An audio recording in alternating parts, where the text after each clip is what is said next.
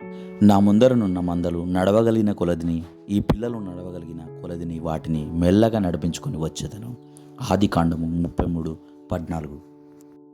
మందల గురించి, పిల్లల గురించి యాకోబునకెంత శ్రద్ధ, ఎంత అపేక్ష, వాటి క్షేమాన్ని గురించిన అతని శ్రద్ధను మనకు తెలిసేలా ఎంత చక్కగా రాయబడినాయి ఈ మాటలు. ఒక్కరోజు కూడా వాటిని వడిగా తోలుకుపోవడానికి అతనికి మనసొప్పడం లేదు. బలవంతుడైన ఏశావు వెళ్ళినంత వేగంగా తన మందల్ని తోలడం ఇష్టం లేదు.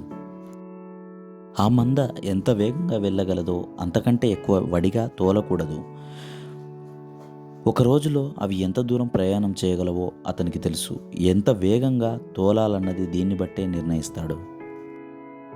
అదే అరణ్య ప్రదేశాల్లో కొన్ని సంవత్సరాల క్రితం అతడు ప్రయాణించి ఉన్నాడు. కాబట్టి ఆ ప్రాంతాల్లోని ఉష్ణోగ్రత, ప్రయాణంలో కష్టసుఖాలు, దూరభారాలు అతనికి తెలుసు.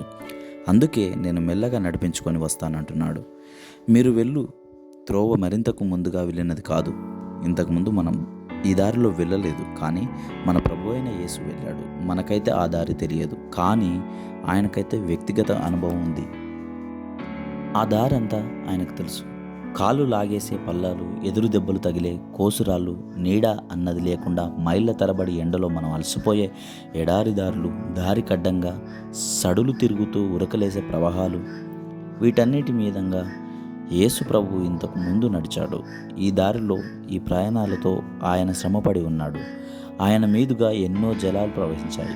ఆయన ప్రేమ దాహం తీరలేదు. ఆయన అనుభవించిన శ్రమల వలన సరైన మార్గదర్శిగా మనం అంగీకరించడానికి ఆయన యోగ్యుడు.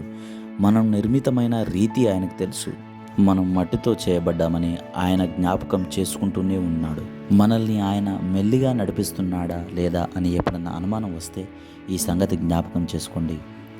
ఆయనకి ఎప్పుడూ గుర్తుంటుంది, నీ పాదం వేయగల అడుగుల కంటే ఒక అడుగు కూడా ఎక్కువ వేయించడాయన. తరువాత అడుగు వేయగలనా లేదా అని నీకు సందేహం కలిగితే కలగనియ్యి. ఆయనకు తెలుసు ఆ అడుగు వేయడానికి బలాన్ని ఇవ్వాలా లేక అక్కడితో ఆపి విశ్రాంతినివ్వాలా. ఆయనకు బాగా తెలుసు. సేకరణ, ఎడారులు, సెలయేళ్ళు.